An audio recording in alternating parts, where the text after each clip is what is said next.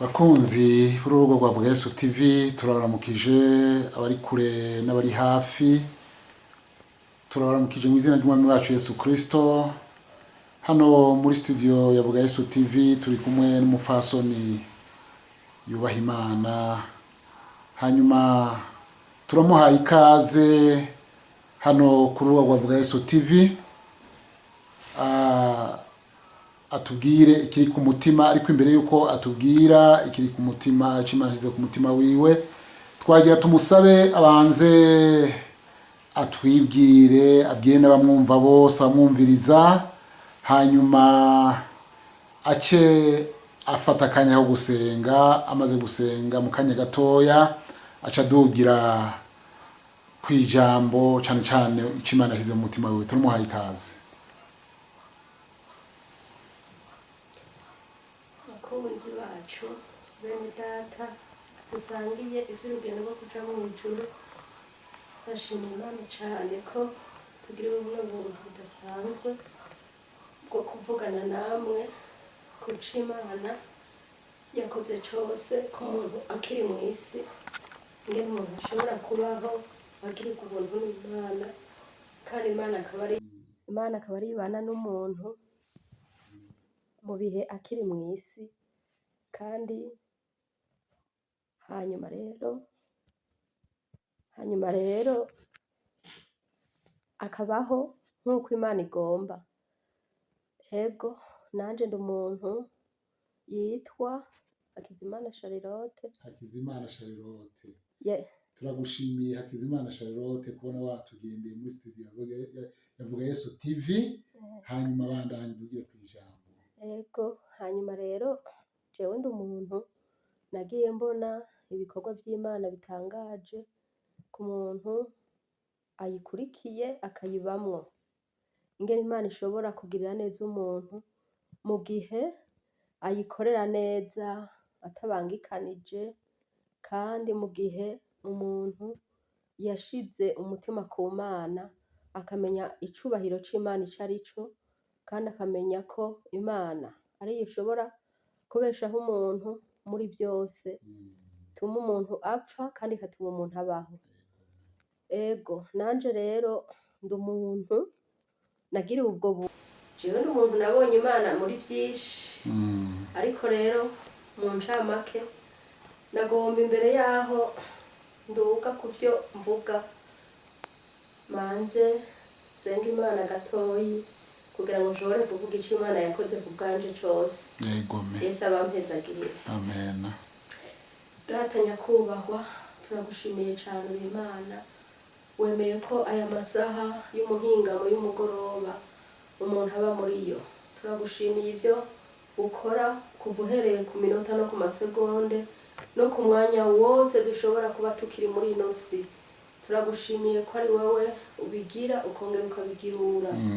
Yesu Kristo nuhabwa icubahiro, uko vyose nta nkomezi z'umuntu zishobora kubeshaho umuntu atari inkomezi ziva muri wewe, kandi nta muntu ashobora kugendagenda kubwiwe atari inkomezi ziva muri wewe. Nta muntu ashobora no kuvuga atari inkomezi ziva muri wewe. Nta muntu ashobora no guhumekera muri iyi si atari inkomezi ziva muri wewe. Yesu Kristo nuhabwa icubahiro. Turagushimiye rero ko ari wowe uzi imibereho y'umuntu akiri mw'isi, kandi ari wowe ubigenza neza kugira ngo umuntu ashobore kubaho iyo umuntu yakumenye akakubahisha ukubaha kw'Imana mu buryo ugenda urakoreramwo. None rero Yesu Kristo, muri aka kanya ivyo wateguye wowe urabizi, kandi ivyo ugomba gukora wowe urabibona.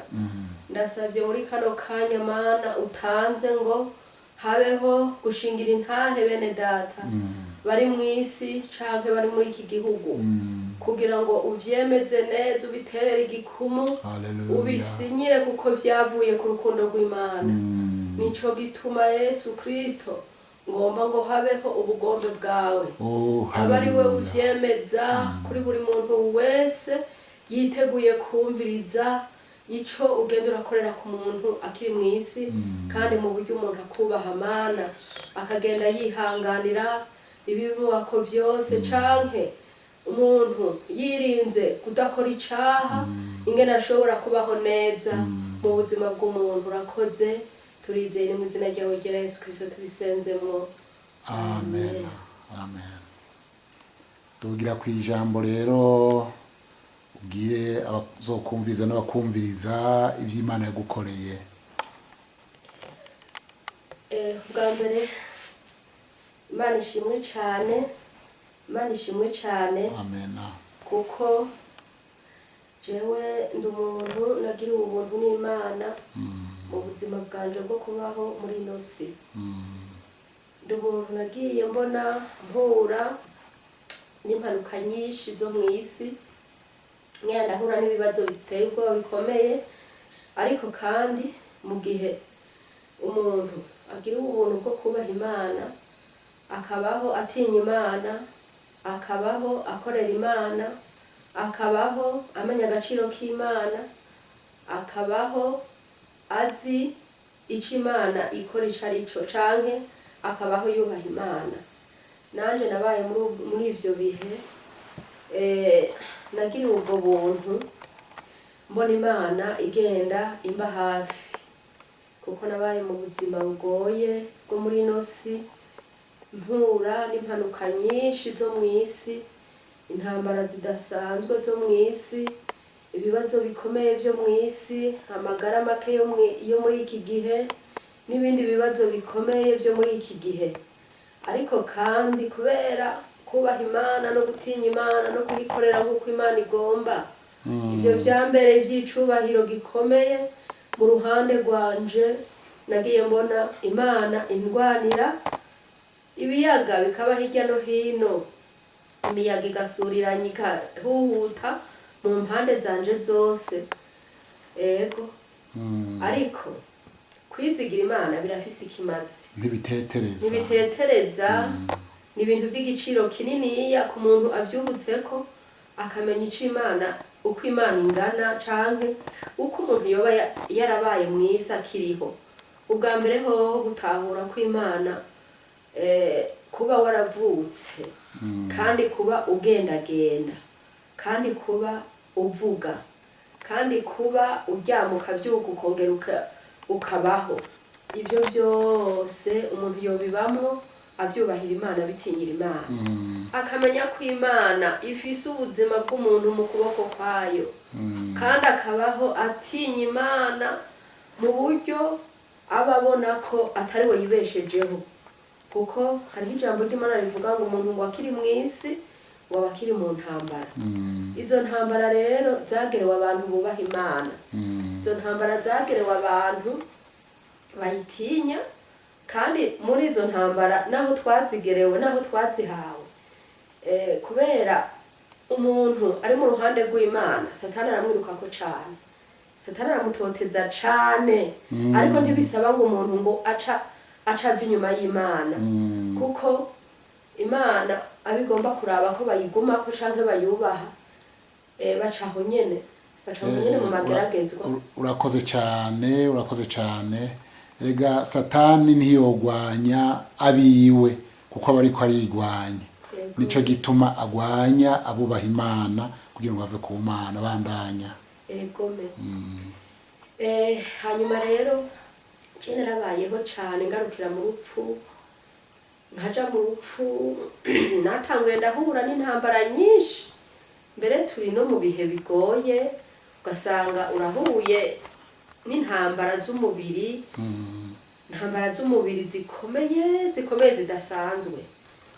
Hanyuma rero ikintu gishobora kugumya umuntu akihangana, nuko abazi ko ngo Imana yavuze ngo niyo umuntu atata Imana ngo nayo ntizomuta. Mu gihe uzi ko utataye Imana, Imana ntiguta. Mu gihe utavuye mu kibanza c'Imana, Imana ntiguheba. Mu gihe udahemukiye Imana, Imana ntiguhemukira.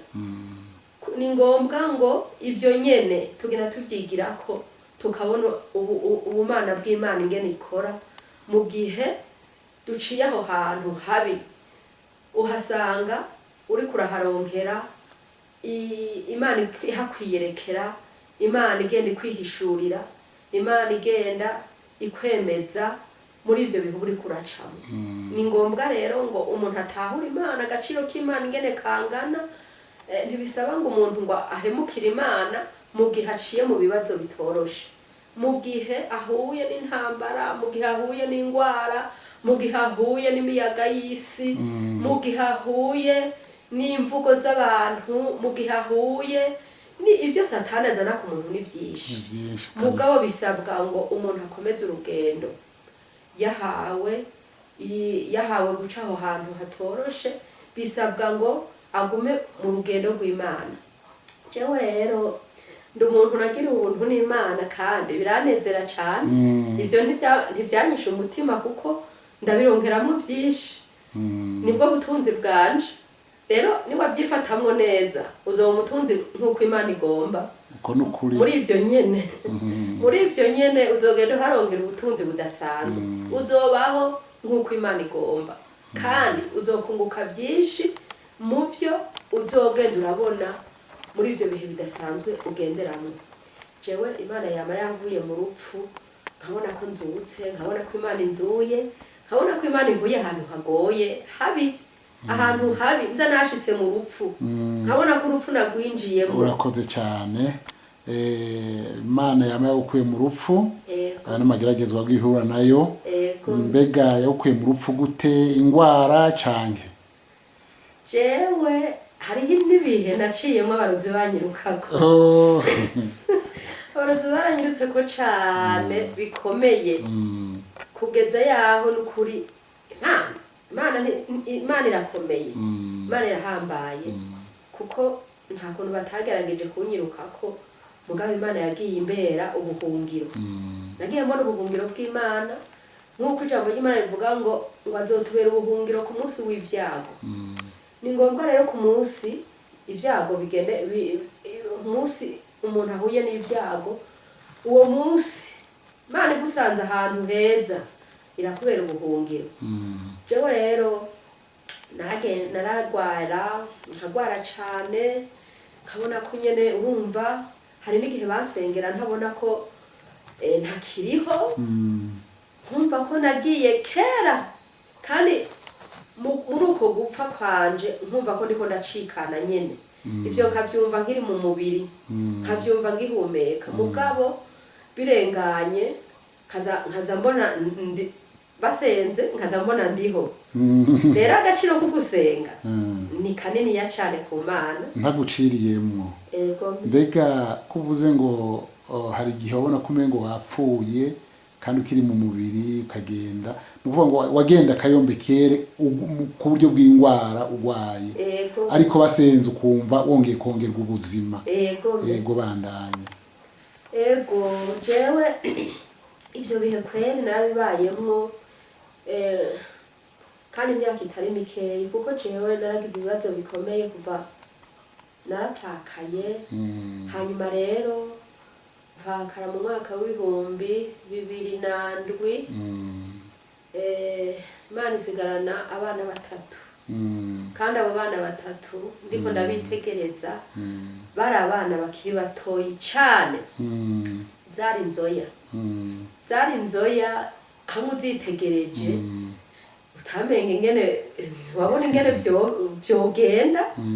Ariko Imana n'ukuri tugeze muri uyu mwaka w'2026, vyahereye muri uwo mwaka w'2007 ubuzima bw'iwanje muri ico gihe nabona ko budasanzwe, kandi kuvaho naciye ntangura intambara. Murumva ko muri 2007 ukugeza 2026 ko n'ubu nkiri ku rugamba, ariko Imana ntiyigeze ivako ngwinte, kandi nanje nayigumye inyuma gatoya. Ntaguciriyemwo. Uvuze ko haciye imyaka ingahe warapfakaye? Hari muri 2007. Yego. Kandi Imana yarakubeshejeho, ibeshaho n'abana. Yego. Naho intambara zitabuze, ariko Imana yakomeje kubarwanirira. Ijambo ry'Imana ritubwira ngo Yesu niwe se w'imfuvyi niwe mugabo w'abapfakazi Ego. kuko wamwomye ukamugumako Ego. nico gituma nawe yakomeje kugwanirira bandanya ubuye abo bana nabasigaranye ari bato cane gose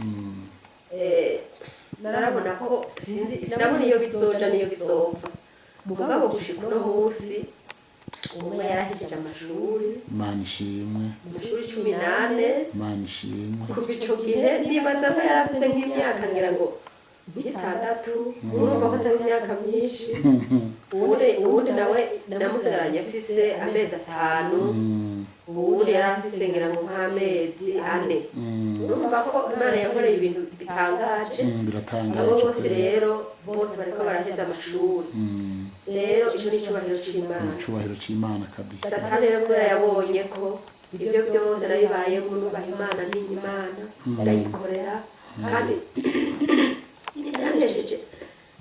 byantejeje agaciro ku Mana muri ubwo buzima nyine nari mu bugoye budasanzwe naguma nkorera Imana sinigeze ndeka kuja gukorera Imana yanje yampa inkomezi yampa ubushobozi bwo gushika ku rusengero sinaraba ngo muhira bimeze uku sinaraba muhira ngo mfise ibibazo bimeze uku ariko naragenda kandi uko nayubaha uko nashishikara gushira imbere ibyayo niko nayo ibyanje yabyubahiriza no gushika n'iyi saha hanyuma rero ntangura izo ntambara ntangura kuza ndahura n'intambara z'urupfu nyene z'urupfu nkumva nyene ko Imana basenze nkabona nazutse ndasubiye kuba muzima rero bene data usanga iby'urugendo rwo kuja mw'ijuru umuntu wese n'ukuri nakorera Imana nk'uko Imana igomba kandi ayigororokere ayubahe ayitinye agire n'inkomezi z'igikorwa c'Imana kuko cane uyubashe nayo izokubahiriza na cane mu gihe uyubashe nayo irakubahiriza mu gihe uyitinya nayo izoguhagararira mu gihe ugeze ahantu utumva ko worohewe aho hantu Imana izohagukura kandi uzohavanwa n'uko wubasha Imana uzohavanwa n'uko uyitinya uzohavanwa n'uko umenya icyo Imana yakukozeko wowe ukiriho wowe uriho kuko ibyo byose urimo ni iby'Imana yagukoreye ubwo bwingo ugifise ni Imana yaguhaye kubamo itangazo c'Imana itangaza kidasanzwe rero icyo nifuza namwe bene data ntihagire uwo cika intege ngo arakenye kuko jewe ibyo bintu nabayemo narabaye mu bihe by'ubukene budasanzwe umugabo ubu kugeza aho nagenda hakura ubutunzi bukomeye nta bukene vise Yesu yagiye angaburira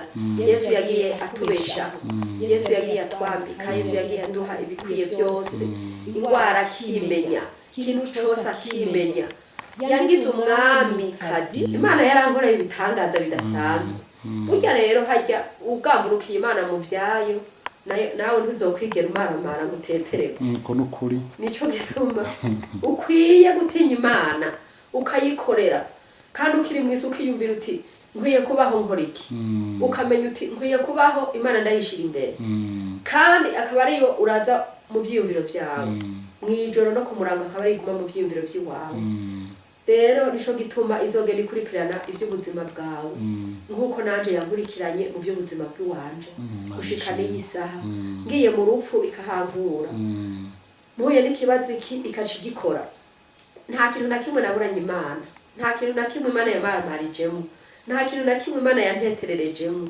byose nagiye ndabibona mu gihe c'ingwara yagiye imbere umuganga mu gihe c'intambara yagiye ingwanirira mu bihe by'ibibazo yagiye imbere inyishu urumva namwe ingene mukwiye kubaho mumeze umuntu akagenda amenya ati nihe Imana mbeho ndi mu Mana mbe mwisi ntinye Imana mbe mwisi nkorera Imana ivyo bizoca bikubera kuzoka mutabaga ibihe n'ibihe urakoze cyane Ego Yesu no kuvuga ngo ego kubaha Yesu ni by'igiciro kinini kubaha Imana ni by'igiciro kinini no kuvuga ngo iyo umuntu ari mu Mana niryo jambo numvisemo abarozi bararoga Yesu akarogora bandanye Yesu yarandogoye cane kuko jewe barantumye inzoka zidasanzwe. Inzoka urazibona?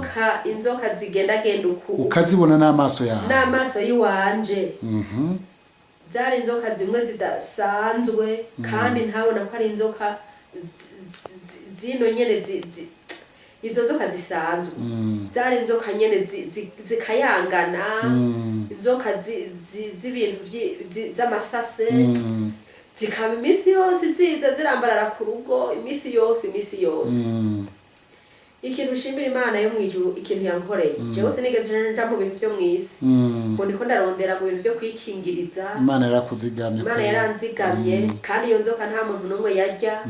Mugabo nta nzoka nimwe muri izo nzoka naharuye zaciye ku rugo rwanje imisi yose. Zabaye inzoka zishika 10. Inzoka 10 zikamaho kandi ntiyavaho, ibonye umuntu yacigumaho kandi nta nimwe yigeze isubira inyuma, zose zarapfuye. Imana n'igitangaza. Mu mwaka w'ibihumbi subira inyuma, mu mwaka w'ibihumbi inge gatoya utaraduka zose zarapfuye. Wasanze zipfishije cyane nimwe mwazishe?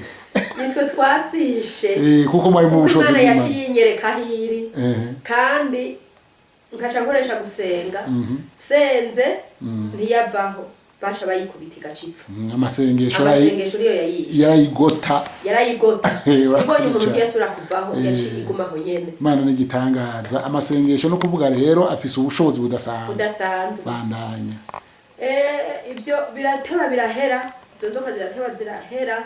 Haraza izindi zibiri rero mu mwaka w'ibihumbi 2025. Nejo bundi? Ni ubu nyene. Hari mu kwezi kwa 4 twaraye tuvuye muri Pasika. Hari ku munsi wa 2. Imana rero irankorera igitangaza kimwe kidasanzwe gikomeye. Zica ziraza rero 12 z'igitondo. Izo nzoka ziza 12 z'igitondo. Inzoka nyene nkunze kubona nyene umenga nizo hanze. Sinabona ko ari zino zikomeye. Hanyuma nza numva impande yaho umuntu aryama hajya ku mutwe w'uburiri, numva imwe iri inyene ikintu kiriko kirikubanga, cikubanze. Ngiye kuraba nca mbona ni inzoka imwe ntari bwigere mbona kuva mbaho. Hamwe yaho naguye igihumura, nca nirukanga, nca mera nk'uhamagara uza kuwufasha. Nca mpagarara aho nyene, ntumubuza kumuhamagara, mugabo nca nguma aho nyene. Imana yari yampaye ubwo bushobozi bwo guhagarara, bwo gutimba. Nca mpagarara aho nyene, nca ndatuma ubuza guhamagara uwundi umukozi w'Imana dufashanye. Acaraza aje je nashinguma nifashe ku mavi. Kuko ijambo ry'Imana rivuga ngo iyi nzoka ikomoye itaragotwa, ngo ari kwigota ntashaba kimaze. Je naciye nkurikiza ijambo ry'Imana ryavuze. Nca mpagarara muri uko kugota kugira ntiveho. Duca ndarindira nk'iminota ishika 3. Ikiri ngaho? Sinzi ko ariho yari ikiri. Hanyuma rero arateba gatoyi, atevye ashira atebaraza. Nkamangira rero kuri hahandi. Igitangaza c'Imana yakoze kidasanzwe. Kuza kuraba ashitse turayibura yirengeye. Tuyibuze yirengeye, turazunguruka ibintu byose turakurayo, n'amasaha nameneka n'ibindi turakurayo, byose turigizayo. Kumbe yagiye kutwinyegeza ahantu hejuru, irabisha umutwe iyo turi. Iri mbona igumira vy'ururimi, rero muri ako kanya. Ariko rero tukiraho nyene subiye inyuma gatoya, uwo mwanya ntitwari bwanayibone. Umukozi w'Imana twari kumwe ashaza kuraba ku mutwe aho twayibonye. Acabona umutwe uri mu kuzimu wayo, umutwe uduze. Kumbe rero ni zibiri zaje zizananye. Twese twagira ngo ni yayi, mugabo ndayitegereje jewe nkabona idafise ukungana nk'uko nari nayibonye. Hanyuma rero acavuga ati ayicumise icisubirayo. Acavuga ati yagiye nta kubundi, ati ngende. hanyuma agiye nca mvuga nti rindira gatoyi ntiwogenda hanyuma hamaze akanya nca mera nk'umuri kitoshi muri sitoshi kuko haza ari mu gatondo 12 muri sitoshi nza mbona yayindi rero nabona urumva iyo yari kuri tuzazanisha nza mbona yayindi rero iri hejuru iri kuri ururimi indavyako jewe ifise n'udusase mu maso hanyuma kandi baza ko yari nk'inkoma sinzi hanyuma rero iri hariya ca ndayimwereka ntihenge ijya yayindi naho kurya n'iyindi ca ndayimwereka hanyuma rero aca arafata ati basha ati n'Imana iduhi inzoka ati kuko iri hariya kuko yari yanyegeje inda yose irayizinga ico yizinga nk'ingata ici sokorora umutwe rero ikibuneguko rero aca arafata ibintu byose turakurayo kandi turabuku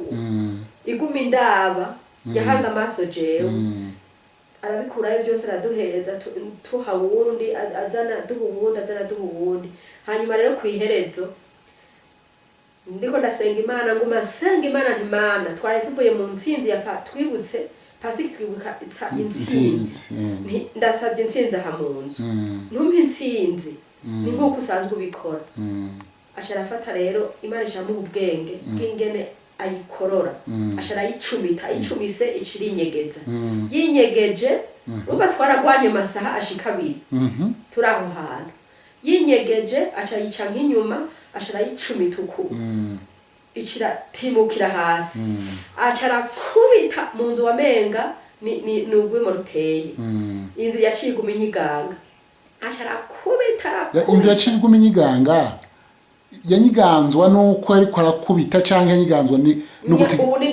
ubunini bwayo kuko kirundukiye hasi cabaye ikintu umenga ni ikintu kivuye hejuru gikorotse kinini ya cane rero barayikubita iyi Imana birayimpaye irayitanga Yesu arankorera ico gitangaza barayisohora hanze abantu bose bayibona baciye biruka bahunga kuko cyari ikintu giteye ubwoba kuko rwari urunuguku rukomeye rushitse hanze rero yayicocanze yayikubise icisubirira icisanga amazi ari mu kigo bariko baramesera iciza kunywa yihembura kandi bayikubise cyane ga yamerewe nabi iciza kwihembura baca barongera barayikubita ni reka twite mu muriro ikirasha Yesu rero barayitanze iragiye sinzi birabonetse duca rero tuja kurondera yayindi nayo urumva zaje zigerekeranye ari zibi muri ako gatondo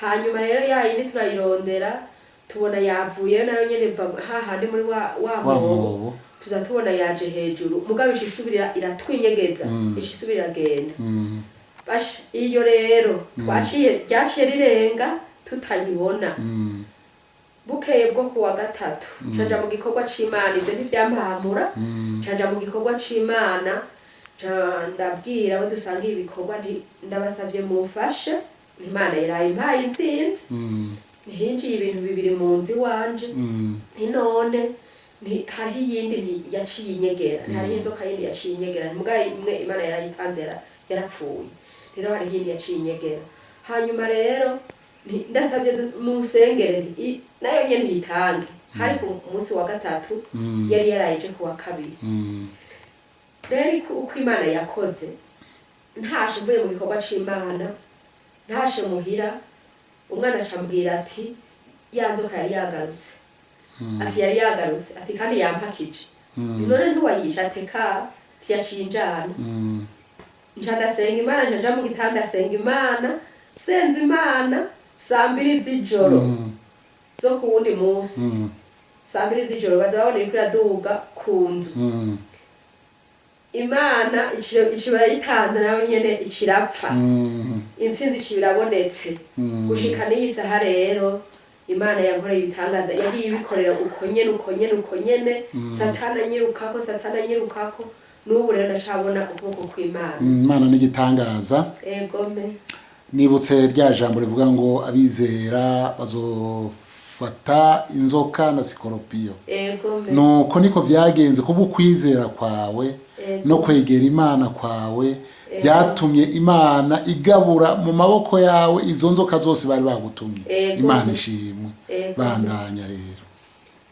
Kuvaho rero izo nzoka zaca zivamwo ububasha bubi, nkaca rero nanje zapfuye, je nanje umwuka wazo wacumera nk'uwinjiye muri jewe, ngaca rero nguma ngwana intambara zidahera, numva zigipfuye nagira nti byaheze, mugabo umwuka wangumamwo. Hanyuma rero nkama rero basenga Imana, hakaza ibintu byinshi. Je nabayeho nk'imyaka ishika ingahe nkabaho ntarima, amaboko byarabaye nabi mu maboko nyene, ndabaho ntarya, indya ndiye indikaduga ikaba niniya cane. Hanyuma rero ivyo Imana byose yarabikuyeho. Ubu none uri muzima, ubu ndi muzima, uridegeye, narya gasari nkakamara kandi kare sinakamara. Urumva Imana yaranguye yanda nticuzura. Imana ishimwe. Abadayimoni baratsinzwe kweri, kuko n'utuntu ubu ndadukora, kabona ndadukora nyene naho bidahera, naho hari igihe bikaza biraza mugabo ntibikiri nka kera kuko nahora ndabibona ico gihe. None rero nukuri Yesu yambereye ubuhungiro bukomeye. Ari ijambo ry'Imana rivuga ngo Dawidi yavuze ngo kwegera Imana ngo kwambereye amahirwe. Kwegera Imana kuratuma umuntu abaho neza. Mu gihe umuntu apfukamira Imana asenga, ata kindi kintu ashize ku mutima, ata wundi muntu yizigiye. Hariho n'irindi jambo rivuga ngo abizigiye Uhoraho ngo bameze nk'umusozi Siyoni udashobora kunyiganyizwa, ngo wamushimangiye ngo ibihe bidashira. Nakwifuriza rero ngo nawe ushimangire muri Yesu, ushinge imizi muri Yesu, kandi wizigire Yesu, kuko uwo Yesu twumva niwe w'igiciro kinini ku muntu. Kuko ubuzima bw'umuntu bufiswe na Yesu Kristo. Nico gituma rero kubaho kwacu atari uko iwacu, ari uko Imana yo mw'ijuru. Kandi rero mu gihe umuntu agenda yikorera neza, ayubaha, yitinya, azogenda abaho nk'uko Imana igomba. Ntazobaho nabi. Ico uzogomba cyose uzogisaba Imana ikigukorera. Mu gihe hari ico Imana nawe ukubona ko ciza. Imana igushima mu bikorwa by'Imana, nkakunezererwa mu bikorwa by'Imana. Ntugire uti ivyo wanje nivyo nkwiye gushira ku mutima, nkwiye kubanza gukora ivyo wanje, kuko ni watangura. Ijambo y'Imana rivuga ngo mubanze mwitwararike ivy'ubwami bw'Imana, ngo bisigaye muzovyongerwa. Kwitwararika ivy'Imana bifise inyungu niniya ku muntu, kuko witwararitse ivy'iwawe uzokwamura umuhombe, mugabo witwararitse ivy'Imana uzokwamura uwo hejuru. Nivyo. Urakoze cyane. Nongeye kugushimira ubugira kandi kubona watugendeye hano muri studio ya Vuga Yesu TV. Hanyuma intahe yawe numvise ibitangaza Imana yakoze n'ibyo yagukoreye, numvise mfashijwe. Ndafashijwe, nongeye kwambikwa inkomezi ubugira kandi, kuko Imana ni nyabushobozi. Imbere yuko turangiza, imbere yuko dusezerana, numvise ko wapakaye, kandi nibyo. None ngo ndakubwira ibintu bibiri, gusa ibintu bibiri. Wofashisha iki abandi, kuko hariho abandi bapakara, hanyuma ukaca usanga bagiye mu ngeso mbi, bagiye gutukisha izina ry'Imana kandi baraba Kristo. Wafashisha iki? Ico ni cyambere. Icya kabiri, woremeshesha iki abandi baboshwe, ni ukuvuga baboshwe n'ibitero by'abadayimoni, wabwira iki kugira ngo bareme? Umwanya wawe. Murakoze cyane. Imana yacu irakomeye. Niko umuntu yogoma bivuga. Imana yacu ntisanzwe. Jewe nagomba gufashisha bene data bagenzi bacu boba barahuye n'iyi mpanuka yo kubaho bari muri ubwo bupfakazi. Urya ijambo ry'Imana ryatubwiye ngo ni se w'imfuvyi, ngo ni umugabo w'abapfakazi. hariho n'irindi jambo yavuze ngo mbaye ndagutaye akanya gatoya egome ngo ariko nzokwiyegereza ufitiye imbabazi nyinshi jewe iryo ni Imana yampaye igihe napfakara yafashishije ayo majambo hari ijambo yambwiye ngo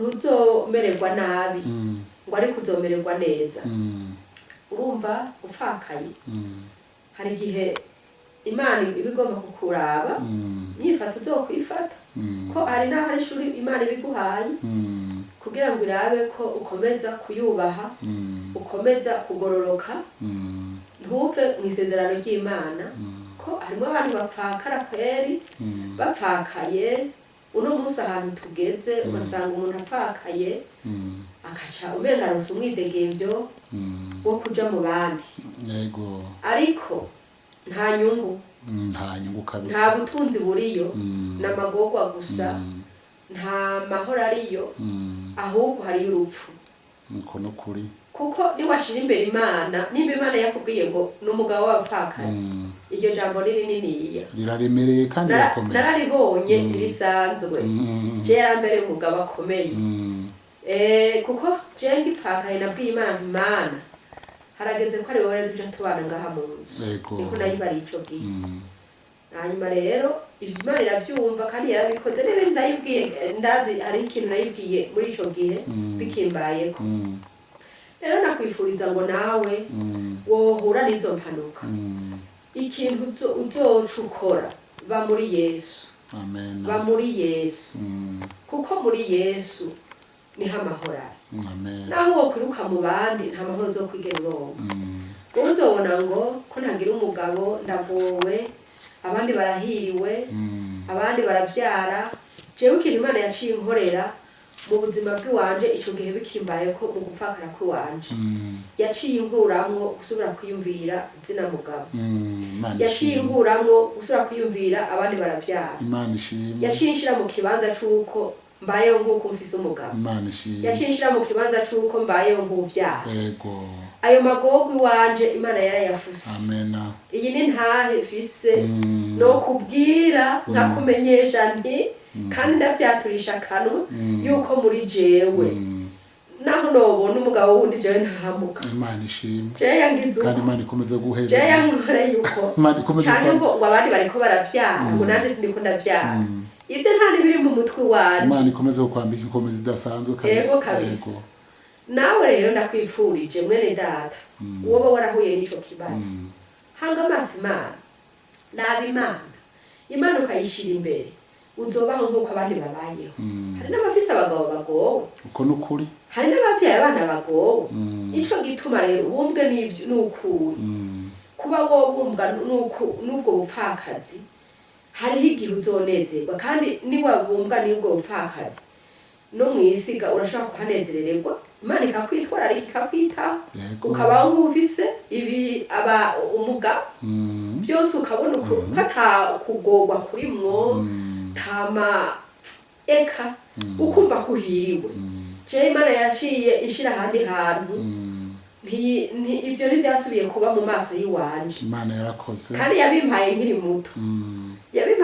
muto ntivyari gushoboka ko yari kumenga jewe nari kuba ahantu ho kumva umenga ukamenga jewe sinzobishobora ukamenga ndagowe ndahumiwe ubwo nyene Imana yaciye inshakira ikirazi iramfata imfashe ikinyuma amaso yo kuza ndaraba abandi Imana yarakoze no kubona kumenga sinavyaye ibiki ivyo ntari biri muri jewe jewe mbona ko mbayeho neza nta bintu sigaje kwigira mu ijuru Imana ishimwe naho ndakwipfurije kuba ahantu ho kwitega ijuru gusa n'ahandi mw'isi niwaja mu bandi uzokurayo amagorwa niwaguma mu bandi uzokurayo ingorane kuko uzogira imirimo idasanzwe wamana amagorwa wamana umubabaro wamana intuntu wame umenga waragowe ivyo bibazo vyose jewe nshobora gucamo ndi muri ubwo bupfakazi naho nca mu ntambara ngaca mu bibazo n'ubukene n'ibindi naco bimbariye kuko Yesu yaramaze kunyinjiramwo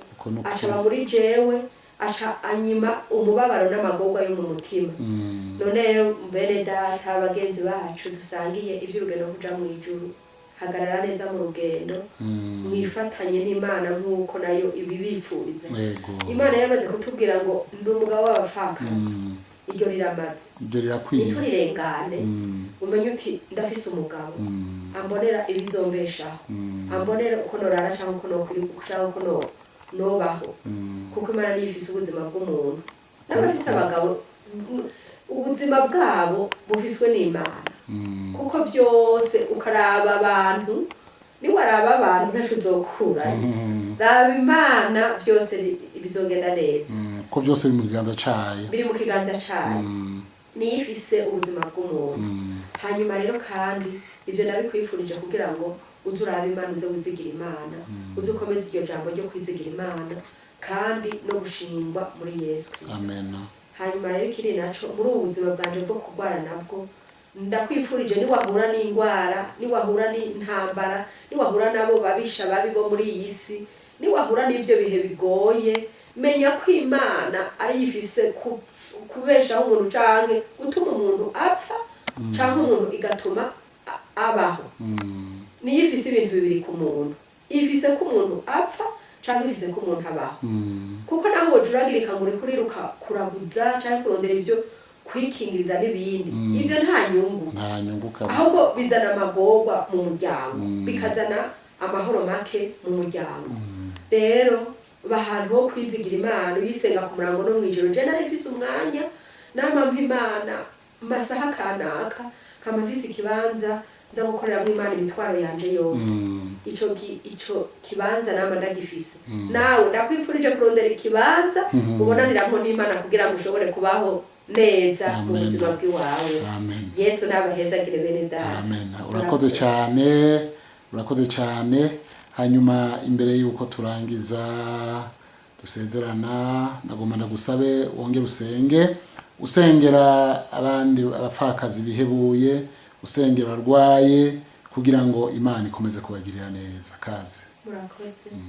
Uhoraho Imana data wa twese uri mu ijuru, turongeye gukenguruka cyane, izina ryawe rihoraho Mana, izina ryawe rikomeye, izina ryawe rihambaye.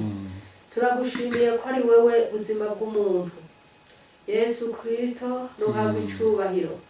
Ndavuze ngo Mana, ibi ndiko ndagushingirira intahe, ego hamwe kuri ya tariki wanzurirako wamenyesheje umbwira ijambo rivuga ngo ibi ni ibintu ngo ugomba ko nzobwira abantu, niko wambwiye Mana. Nanje rero ndabishikanye kongera kubibwira abantu, bize bigirira ikimazi bene data bavyumvise, bize bibe ivy'igiciro kinini ku muntu wese azovyumva Mana. Ndasengeye umuntu wese yobaho mw'isi amerewe nabi, yarapfakaye, akagira ibibazo bikomeye, agahura n'impanuka zidasanzwe, uramubamwe Mana, urahaba kugira ngo umwifatire wowe nyene nk'uko wamfashe, nk'uko wahabaye. Jewe ubuzima bw'iwanje ukabwinega, ukubaho kwanje ukakwinega. Ndasengeye umupfakazi wese. Haleluya, haleluya, haleluya, haleluya, haleluya, haleluya, haleluya, haleluya. Yesu Kristo, ndasengeye umupfakazi wese. Haleluya, ndasengeye umupfakazi wese Mana, yahuye n'ibihe bigoye cyangwa ari mu bihe bigoye. Uhoraho Imana umuramire mu bihe bikomeye, mu bihe yobona umenga arugarijwe, mu bihe yobona umenga arazingirikiwe, mu bihe yobona umenga ariho nabi, abayeho nabi. Turabasenge mu mpande zose, hirya no hino, hakurya no hakuno, uhashike Mana. Umupfakazi wese aronka ijambo, ukura ijambo mu kanwa, Satana maramara, Satana atsindwe. Ibisigaye ukora igikorwa cyo kumugirira neza nk'uko nanje wangiriye neza Mana. Ndagutumye kuri buri mupfakazi wese yobaho nabi, umushikire kugira ngo abone ukuboko kw'Imana nzima mu byo yifuza byose yokorerwa n'Imana. Kandi n'abagutaye nabo turabagutumyeko mu izina rya Yesu Kristo. Uhoraho Imana shika kuri buri mupfakazi, Roberta haleluya shikira bajya abantu mana satani ariko arakuma amaso bakajuragirika bakaba hirya no hino turabasengeye ubagarukane mu nzu yawe ubagarukane mu kibanza cyiza cy'amahoro zomukoze Yesu Kristo dusengera abantu bose bariko barahura n'impanuka z'imiyaga n'ibindi n'ibibazo n'intambara uhoraho Imana ubagwanire mu mpande zabo zose bagirirwa ubuntu n'Imana bwo gutabarirwamo no kongera kwishurirwako umunsi babona umunsi wo kwishurirwako n'umunsi wo gutabarirwako n'umunsi wo kubona Imana urakoze kubikoze turabigushimiye mu izina ryawe Yesu Kristo wafuye ukazuka amen.